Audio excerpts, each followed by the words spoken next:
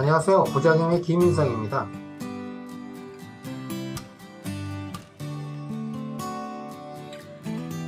지리적 위치를 보면 배제대학 바로 후문 주거단지에 위치한 오늘의 물건은 완능 다중주택입니다. 교통 여건이나 모든 그 생활 인프라가 잘 갖춰져 있는 도시로 우리가 잘 알려져 있습니다. 이 지역은 2종 일반 주거지역입니다. 방금 위성에서 봤듯이 부분에 배제대학 후문이 있어서 그 후문 입구에 있는 수익형 다중주택입니다. 자, 물건을 볼까요?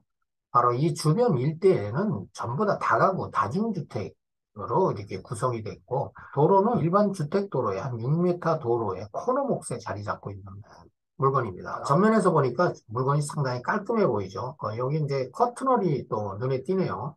외형상은 상태가 상당히 좋아 보입니다. 쓰레기가 보인다는 얘기는 임차인들이 거주하고 있다. 이렇게도 우리가 분석할 수가 있습니다.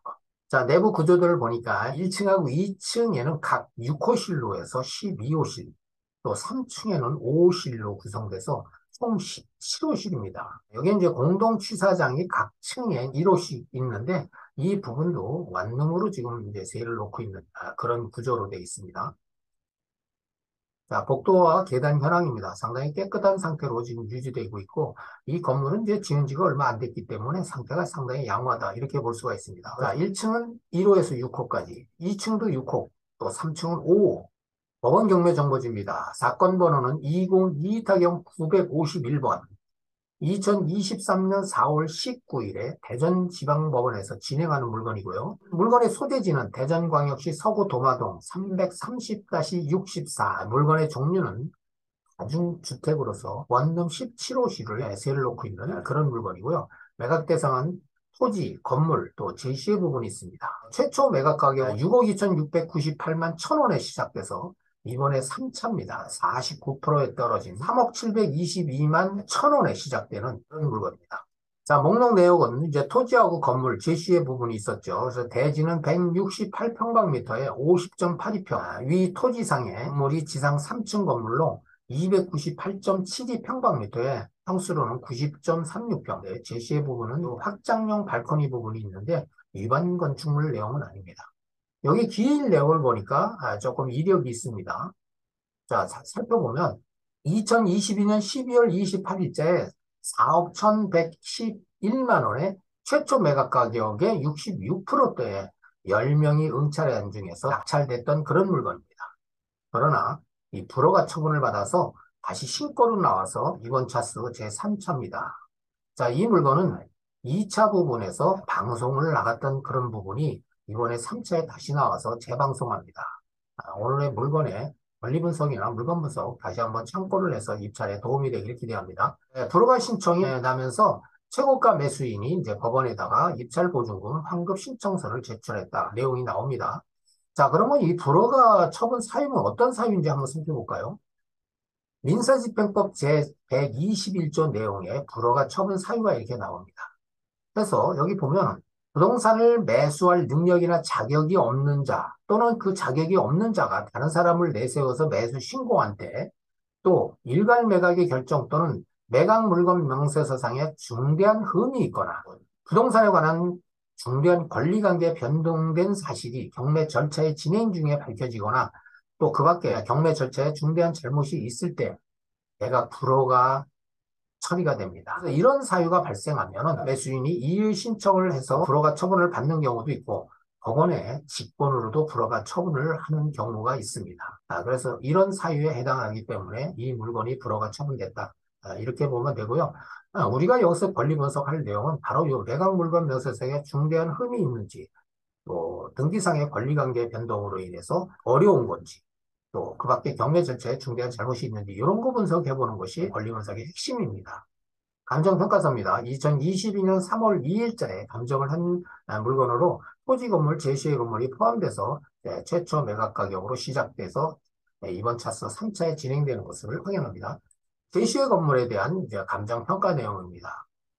자, 건물 요 부분이 기흥년 디귿리을 미음 비읍 시옷 요 부분이 이제 제시의 건물입니다. 확장형 발코니로 해서 이제 전용 면적을 넓게 쓰는 그런 부분이 되고 여기 커튼홀 요 부분이 바로 계단으로 올라가는 그런 부분입니다. 건축물 관리대장을 보니까 여기 위반된 내용은 없고요.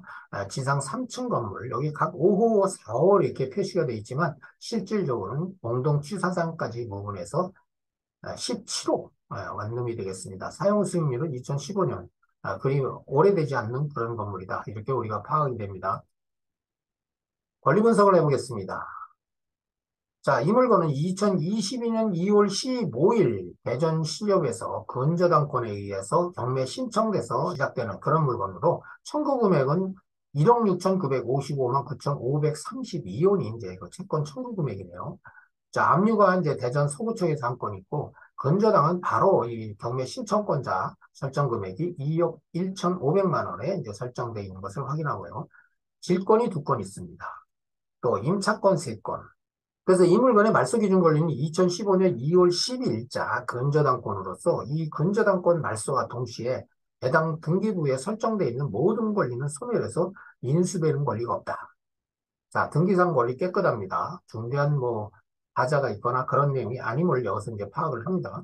자, 매각 물건 명세서를 통해서 권리 분석을 해보겠습니다. 자, 등기상의 권리는 이제 해당이 없고 등기 외적인 권리도 해당 없음을 이제 우리가 확인합니다. 자, 임차인 분석을 해보겠습니다. 말소 기준 권리는 2015년 2월 10일자 근저당으로 확인됐고요. 여기는 이제 17호실이 있는데 그 중에서 임차권자를 비롯해서 해당 요구한 세대는 3세대입니다. 그래서 미신고된 호수는 14호실입니다. 이 17호실 전부는 대항력 있는 임차인이 없습니다. 그러므로 매 임차 보증금에서 인수부담이 없다. 임차인 권리는 깨끗하다. 이렇게 보면 되겠습니다. 등기상 권리하고 임차인 권리는 아무런 하자가 없음을 등기부 등본이나 매각물건 명세서를 통해서 확인이 됐습니다. 자, 여기 이제 비고라를 보니까 토지의 경우 인접토지 542-16과 1단지로 이용 중인데 건물의 경우 건축물 현황도와는 좀 상이하다. 이런 내용이 이제 표기가 됐는데 이 부분에 대해서 우리가 권리 분석을 좀 해봐야 되겠습니다. 자, 바로 이 부분입니다. 분홍색 표시한 부분이 토지고 그 위에 빗금 친 부분이 건물 부분입니다. 그런데 그 부분이 대지 경계와 맞닿거나 아니면 침범했거나 아니면 이런 부분이 지금 보입니다. 크게 확장해 보면 바로 이 부분입니다. 그런데 이 지금 제시의 부분에서 빠진 이 토지 부분은 경매물건의 토지와 건물 소유자입니다. 그런데 이 부분은 지금 빠졌다. 이 부분을 낙찰받는 사람들은 이 토지 소유자와 협의를 해야 될 그런 부분으로 이렇게 파악이 됩니다. 자, 바로 이 부분입니다. 이 경계를 보면 이렇게 빗금친 부분, 이렇게 해서 지금 이런 부분 있죠. 이렇게 돼서 이렇게 지금 이 부분이 전 소유자 토지면서 매각대금에서는 제외된 그런 부분입니다. 임대보증금 현황을 한번 볼까요? 자, 이 물건에는 2015년부터 2017년도 사이에 임차보증금이 주로 발생했습니다. 자, 신고한 금액을 보니까 1억 1,400만 원입니다. 세 세대가 신고한 금액이. 그래서 한 세대당 3,800만 원인데, 1,800만 원에 이제 주변 시세입니다. 그래서 미확인된 1호당 평균 보증금을 3,800만 원으로 14가구를 계산해 보니까 5억 3,200만 원이 예상되고 해서 이 물건의 임대보증금 예상 총액은 6억 4,600만 원에 예상이 됩니다. 이게 17호시입니다. 여기서 3,800만 원이라는 건 앞서 설명한 대로 현재 지금 임차인들이 신고한 금액이고 주변 시세에 근거한 금액입니다. 그렇다고 보면 이번 차수 3억 721만 원에 시작되는 오늘의 물건 가격이 좋지 않습니까? 이거 완전 대박 물건이라고 볼 수도 있는 그런 물건입니다. 가격 비교 분석을 해보겠습니다. 자, 네이버에 나와 있는 주변 매물대입니다. 자, 우리 물건은 바로 이 부분입니다. 하이 클래스 빌이죠. 이 물건.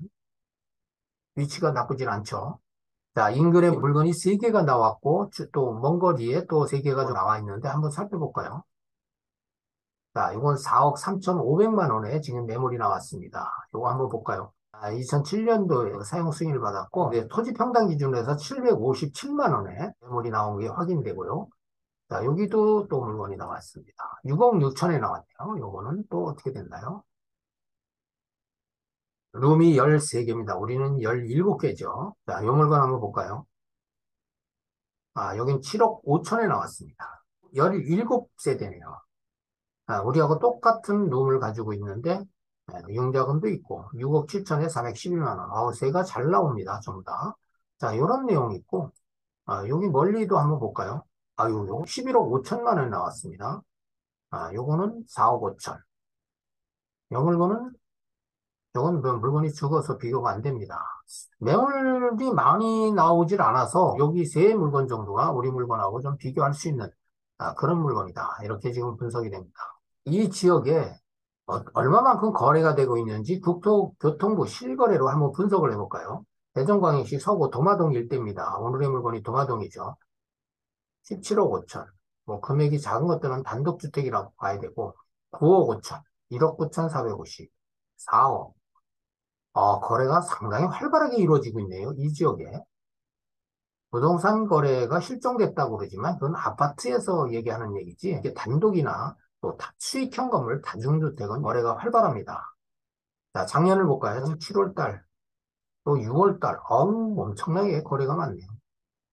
이 지역에 아주 거래가 상당히 활발하다는 것을 여기서 이제 사례로 우리가 확인하는데 여기 나와 있는 내용 가지고 우리 물건하고 가격 비교는 좀 어렵습니다. 이 부동산 가격이라는 건 개별성이 강합니다. 그래서 위치라든지 면적이라든지 또는 교통 여건, 또 그 건물의 관리 상태, 또 수익률 이런 것 등에 의해서 개별적인 가격이 매겨지기 때문에 해당 물건을 비교하기는 좀 어렵다. 이렇게 지금 볼 수가 있습니다. 자, 지금까지 그 네이버 매물하고 이 도마동 일대 거래 사례를 살펴봤습니다. 그럼 방금 봤던 물건을 한번 볼까요? 4억 5천짜리가 있죠. 평당 783만 원에 나온 물건이 57.5평에 100평. 또 6억 6천짜리는 64평에 97.5평.